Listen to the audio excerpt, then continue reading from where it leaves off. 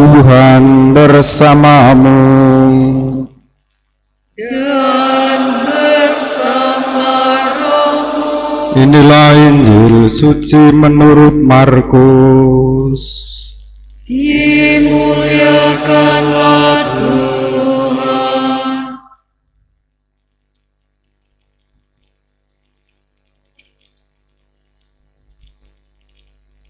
Pada waktu itu, Raja Herodes mendengar tentang Yesus, sebab namanya memang sudah terkenal, dan orang mengatakan, Yohanes Pembaptis sudah bangkit dari antara orang mati, dan itulah sebabnya kuasa-kuasa itu bekerja di dalam dia. Yang lain mengatakan, dia itu Elia. Yang lain lagi mengatakan, dia itu seorang nabi sama seperti nabi-nabi yang dahulu. Waktu Herodes mendengar hal itu, ia berkata, bukan, dia itu Yohanes yang sudah kupenggal kepalanya dan kini bangkit lagi. Memang Herodeslah yang menyuruh orang menangkap Yohanes dan membelenggunya di penjara berhubung dengan peristiwa Herodias istri Filipus saudaranya, karena Herodes telah mengambilnya sebagai istri. Karena Yohanes pernah menegur Herodes, tidak halal engkau mengambil istri saudaramu. Karena kata-kata Herodias menaruh dendam pada Yohanes dan bermaksud membunuh dia, tetapi tidak dapat, sebab Herodes segan akan Yohanes, karena ia tahu bahwa Yohanes adalah orang yang benar dan suci, jadi ia melindunginya. Tetapi setiap kali mendengar Yohanes, hati Herodes selalu terombang-ambing, namun ia merasa senang juga mendengar dia. Akhirnya tiba juga kesempatan yang baik bagi Herodias ketika Herodes pada hari ulang tahunnya mengadakan perjamuan untuk para pembesar, para perwira, dan orang-orang terkemuka di Galilea. Pada waktu itu putri Herodias tampil lalu menari, dan ia menyenangkan hati Herodes serta tamu-tamunya. Maka raja berkata kepada gadis itu, mintalah daripadaku apa saja yang kau ingini, maka akan kuberikan kepadamu. Lalu Herodes bersumpah kepadanya, apa saja yang kau minta akan kuberikan kepadamu, sekalipun itu setengah dari kerajaanku. Anak itu pergi dan menanyakan ibunya, apa yang harus kuminta?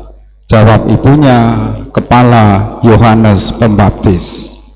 Maka cepat-cepat ia pergi kepada raja dan meminta, aku mau supaya sekarang juga engkau berikan kepadaku kepala Yohanes Pembaptis dalam sebuah talam. Maka sangat sedihlah hati raja, tetapi karena sumpahnya dan karena segan terhadap tamu-tamunya, ia tidak mau menolaknya. Raja segera menyuruh seorang pegawai dengan perintah supaya mengambil kepala Yohanes. Orang itu pergi dan memanggal kepala Yohanes di penjara. Ia membawa kepala itu dalam sebuah talam dan memberikannya kepada gadis itu, dan gadis itu memberikannya pula kepada ibunya.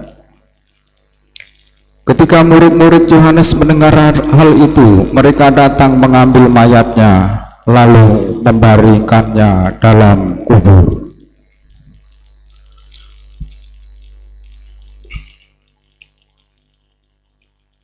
Demikianlah sabda Tuhan. Terpujilah Kristus.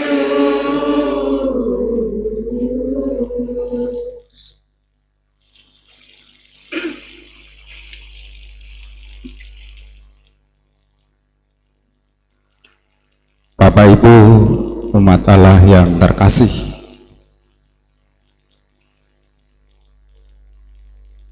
minggu ini saya memberi sumbangan kepada orang yang menurut saya sih tidak jelas. Yang pertama, hari Sabtu yang lalu seorang yang mengaku dari Bogor baru keluar dari penjara, kehabisan uang dari Muara Enim, mau pulang ke Bogor.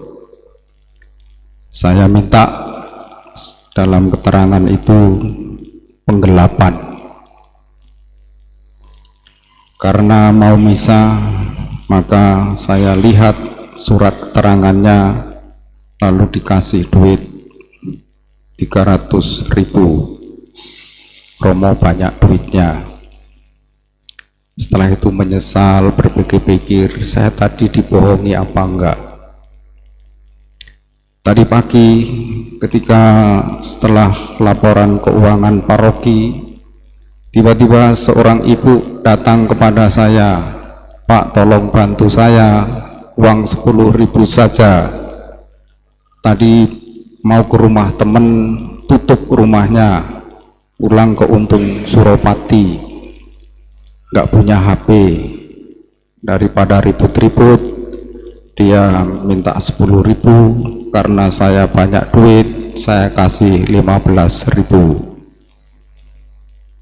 Saya sampai hari ini mikir, saya dibohongi apa enggak. Lalu saya merenung, kalau itu orang jujur maka saya berbuat kasih. Kalau dia membohongi saya membuang sial atas hidup saya. Jadi orang memberi itu ada dua kemungkinan, berbuat kasih sungguh mau menolong, tetapi juga kadang-kadang karena merasa bersalah, ya udahlah, membuang sial atas hidup saya. Tetapi memberi tumpangan kepada orang, memberi bantuan kepada orang, itu tidak salah. Siapa tahu yang kita tolong itu adalah malaikat-malaikat. Nasihat surat kepada kita dari surat Ibrani, sebagai penutup surat ini mau ditegaskan 4 hal. Mau memberi bantuan, memberi tumpangan kepada sesama kita. Siapa tahu orang yang kita tolong itu sungguh memerlukannya. Kalaupun dibohongi, itu bukan salah kita. Yang kedua, surat Ibrani mengajarkan kita untuk hormat terhadap hidup perkawinan. Jangan mencemarkan tempat tidurmu dengan bersundal dan berzinah.